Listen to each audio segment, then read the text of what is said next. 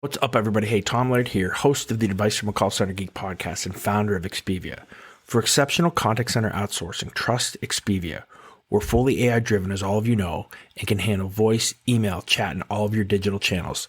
Our 600-seat USA contact center is expert in healthcare, financial services, insurance, tech support, retail, and more. Experts on the NICE CX1 platform, we ensure seamless customer experiences. DM me or visit expediausa.com for more. This is Advice from a Call Center Geek, a weekly podcast with a focus on all things call center. We'll cover it all from call center operations, hiring, culture, technology, and education. We're here to give you actionable items to improve the quality of yours and your customers' experience. This is an evolving industry with creative minds and ambitious people like this guy. Not only is his passion call center operations, but he's our host. He's the CEO of Expedia Interaction Marketing Group and the Call Center Geek himself, Tom Laird.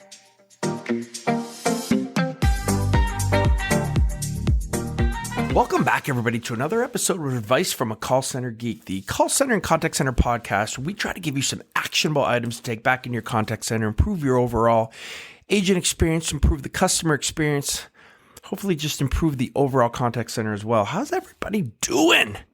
My name is Tom Laird. I'm the CEO of Expedia Interaction Marketing.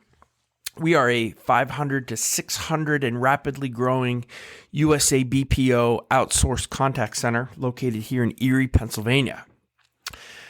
Hope everybody's doing well. I got some really good feedback from a lot of you guys on the ICMI webinar that I was on yesterday. It was pretty interesting, right? Talking about the proactive contact center.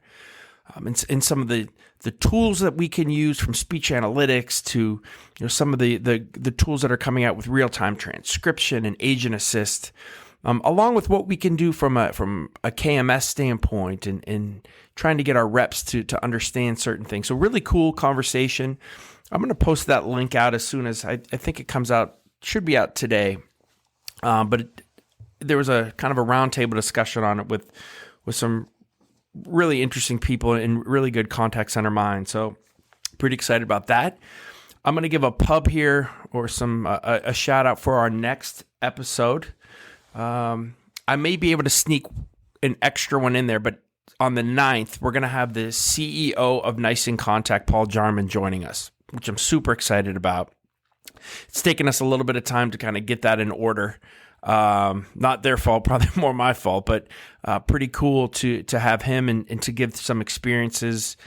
I'm going to talk and ask some questions, obviously, on some of the things that you guys want to hear about with, what's coming up and what's the future hold, right? But I think inContact has a pretty cool entrepreneurial story to tell as well, as starting as kind of a startup and growing into this kind of behemoth that it is today. So I think it'll be really interesting. I'm super excited to talk to him. He's a really great guy, super down to earth, and just really, really smart and obviously knowledgeable about everything that's going on as they're really driving the industry. All right, so again, for today's podcast, we've been focusing so much on technology and looking into the future and COVID stuff again and bringing your contact center back. I had to take some time, I think, this past week and really kind of recenter myself for the year with the reps, right? And what are we doing with these guys and how are we helping them, not just answer calls, but how are we helping them as people and, how are we kind of helping them get through some of this COVID stuff too. So I wrote down kind of 7 ways that I think and going to kind of talk to our supervisors and got some feedback from them. 7 ways on how we can show respect, right, to call center agents. And respect's a weird word, right? And I think it, the generation of today, there's something about respect. I think that's more prevalent, right? Not every generation wants to be respected, but there's a big thing on respect and disrespect. And I think it's a kind of a millennial kind of type thing where we have to kind of buy into that and be able to go out of our way to not just show that we care, but that, there's a respect level, for each and every associate that we have, that we're really happy to have them. And how do we kind of show that? So what I want to give you is kind of 7 things that I've been thinking about on how we can show our agents respect and some of the things that you can do in your contact center, I think, to that will have a direct impact on your culture and a direct impact on how they're treating your customers. So number one is pretty obvious. And some of the stuff is pretty obvious, but we still don't do it, right? And it's actually to show interest in your associates as people, right? So how many of you guys, right, whether it's work from home or if you're brick and mortar, really just start the day with a morning meeting talking about stats, what everybody did yesterday, right? Those types of things, which isn't wrong, right? Do you ever, or have your supervisors ever really just, done a one-on-one with each rep and ask them about, hey, how's things going at home? How's COVID treating you? Has it affected you guys? How are your kids doing? Right? There's a pretty powerful thing that happens there, right? When you actually care, and it can't be a faked thing, right? You actually really have to care. And I think I've done a poor job of that as a leader, getting down to the rep level, right? And I'm going to try to do that a little bit more. But scheduling more time with the supervisors and understanding, their plight as well, right? So I think that's a huge piece of where we need to go. And it can't just be about work, especially right now, right? We need to kind of get more down on the emotional level with some of our associates and some of our employees, and make sure that, they understand that we do care, even outside of a monetary or what they do on the phones or in their job, but care about them as people. All right, number 2, and you guys know I'm pretty strong about this, but I think it's a huge piece of it, and people make this mistake a lot, is if you're going to coach or reprimand someone, you got to do it privately. If you coach or reprimand someone publicly, they're instantly going to get defensive, right? And they're going to lose respect for you as a person because you just embarrassed them in front of everyone. So I know sometimes everybody has a different personality as a supervisor. Some of you guys are really kind of level-headed and cool and can talk that through.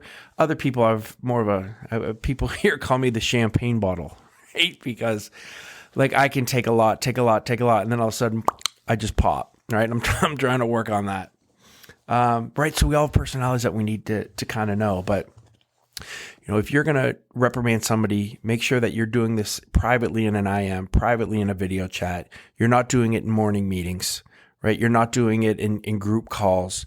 You're not doing it in Slack channels or a Teams channel or a Skype IM to where everybody can see it. Right now, if you want to say something, obviously, about the group overall, that's fine, right? But don't pull people out and individualize them with coaching or doing something improper or wrong, right? If you got to talk to them, right? If they're not doing something right, but there's just a right way to do it.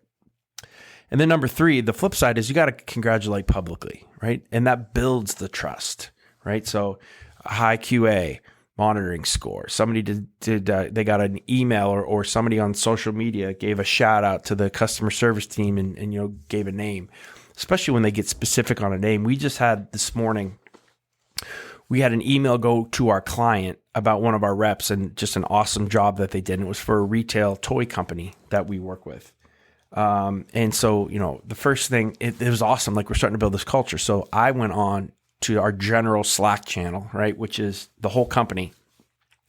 And I kind of posted the email, gave a shout out to the rep, great job, Nancy. And as I hit enter or to send, the supervisor had already posted it, right? So we had kind of double post, which is awesome, right? Which means they're getting that point of really trying to congratulate publicly. And it's not even to the team, it went out to the whole company, which was awesome, right? And so everybody kind of gets feedback and kind of gets to feed off that positive vibe and that positive energy. So I think that was kind of cool. All right, number 4. We know, and if you guys have listened to me, I like to do a weekly agent analysis, right? Where we're talking to each rep, kind of doing a review, right? Of the week, goals, those types of things. And I think a big piece of that, and maybe even if it's just outside of even a review, is to talk about advancement with your associates, right? And have that at the grassroots level of your supervisors talking to them. Okay, Susie, you're doing great here. There's a couple management trainee positions open. If you can get your hours up, by 2 hours a week, right? Which basically just means, if we could just eke you up there from your attendance standpoint, you're going to be able to become a management trainee, become a supervisor, be able to move up in the company, right? Having those discussions of not just saying, your attendance isn't good, right? You need to get your attendance up. But talk about it in terms of where they want to go, right? And having a plan for each of your associates so they don't feel like, they're just stuck on the phones forever, right? But there's an actual plan to maybe move to somewhere in the company. Maybe move to somewhere, we talked about move somewhere outside the company as well, to another organization, right? Maybe you have college kids that work in your contact center, and some of them want to be attorneys and other ones want to work in finance, and right, try to help them get to those levels with maybe some of the skills that you want them to have as well. So again, I think that's important to talk about advancement with your associates. Just even that kind of, I think it shows your interest in them as a person and their overall development. Number 5, one of the biggest things that people make mistakes with and supervisors make mistake with is having negative meetings, right? Negative meetings normally don't work. All they do is kind of drag the vibe and the morale of the team down. Now, I'm not saying everything is rainbows and butterflies, right? But there's a time and a place for it. In a morning meeting or a shift kickoff meeting, those need to be positive. They have to be high energy. They have to be shout outs of positivity, right? Not, hey, we have to work on these monitoring scores, and Janie, Jim, and Susie, you guys, we got to do better, right? That doesn't work, right? Because again, you're shaming publicly. So be very positive in your meetings, right? Do not have a section where you're singling anyone out, right? If you're going to do something, do it as the group, right? But don't individualize negativity. Well, I kind of like that. Individualize negativity, because that's a mistake. Number 6 is I love to have reps talk about other reps positively, right? So, we would do things like, we've done it on Facebook where, I said, hey guys, if we have 200 of you that can post something that you like about Expedia, then I'll buy the whole company lunch, right? Something like that. And you can kind of do that individually with teams, right? Hey, pick a team member out or another member of the group that you're working with and say something positive about them. What's something that you've seen that's been really good this week, right? And that builds your team camaraderie a little bit and gets some positive vibes going between the agents as well, which then picks up the energy level of the whole team, which is it's an awesome way to do things. If you can't even do things from a company wide, do it with your small team, right? It does work and it's pretty cool. And especially with Slack or with the IMing channels, right? When people get to read that, right? I think it means something even a little bit more than if you're feeling a little uncomfortable doing that, like face to face. So I think that's something that you can do.